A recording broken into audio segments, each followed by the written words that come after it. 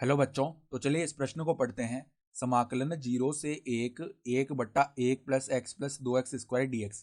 तो यहाँ पर देखो हमें इसे समाकलन का मान ज्ञात करना है। तो प्रश्न में आगे बढ़ने से पहले इस प्रश्न से संबंधित जो मुख्य अवधारणा है उसकी हम चर्चा कर लेते हैं। तो देखो मुख्य अवधारणा, यहाँ पर देखो हम समाकलन से संबंधित एक सूत्र जानते हैं कि dx बट्टा एक्स स्क्वायर प्लस ए स्क्वायर, इसका जो समाकलन है वो क्या होता है। देखो 1/a tan इनवर्स एक्स बट्टा ए प्लस में समाकलन का अचर सी, ये होता है सूत्र। ठीक है।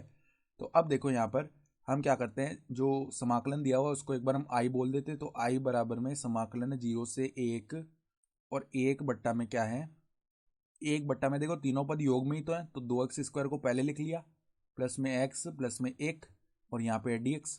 तो पहले हम क्या करते हैं, x² का जो गुणांक है बट्टा में 1 बनाते हैं उसे। तो देखो 0 से 1, यहाँ पर हम क्या करते हैं, 2 को उभयनिष्ठ निकाल लेंगे नीचे से और 1/2 को बाहर ले लिया। तो देखो अब अंदर क्या बचा हमारे पास में, x² प्लस में x/2 प्लस में 1/2, ये पद बच जाएंगे। ठीक है। तो अब देखो नीचे हम पूर्ण वर्ग बनाने के लिए क्या करेंगे कि जो x का गुणांक है उसका आधा करेंगे, फिर वर्ग करके एक बार जोड़ेंगे और एक बार घटाएंगे। तो x का गुणांक क्या है, 1/2।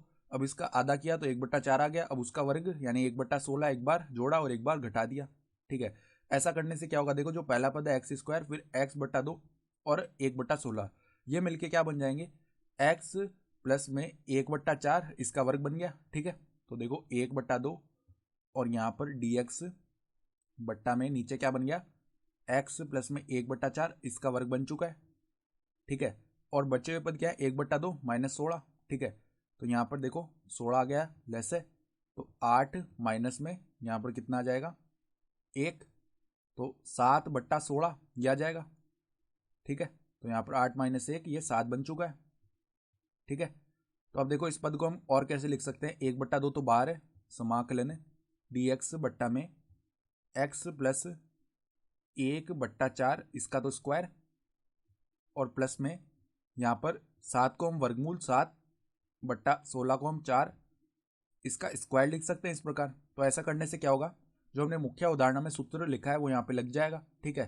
तो आई बराबर में क्या आ जाएगा, आई बराबर में 1/2 तो बाहर है और पहले क्या आता है, 1/a आता है। तो 1/a का मान है वर्गमूल 7/4, तो 4 ऊपर चला जाएगा। फिर टेन इनवर्स यहाँ पर देखो हम समाकलन में सीमा तो लगा ही नहीं रहे, यहाँ पे सीमा 0 से 1 है, यहाँ भी 0 से 1 है। ठीक है।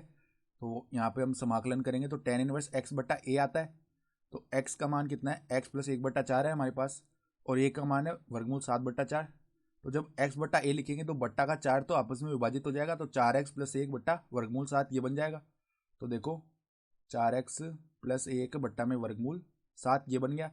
और अभी इस पर हमें सीमा लगानी है, 0 से 1 चल रही है सीमा। ठीक है। तो देखो यहाँ पर 2 जो है 4 को भाग कर देगा 2 बार, तो 2 बट्टा वर्गमूल 7 ये तो बाहर हो गया। फिर देखो पहले ऊपरी सीमा लगाते हैं, तो टेन इनवर्स यहाँ पर 4 प्लस में 1 5, यानी कि 5/वर्गमूल 7 ये बन गया।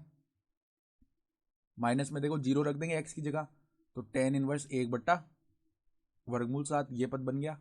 ठीक है। और यही हमारा क्या हो जाएगा, उत्तर भी हो जाएगा। ठीक है। तो आशा करता हूँ कि आपको ये प्रश्न समझ में आया होगा। धन्यवाद।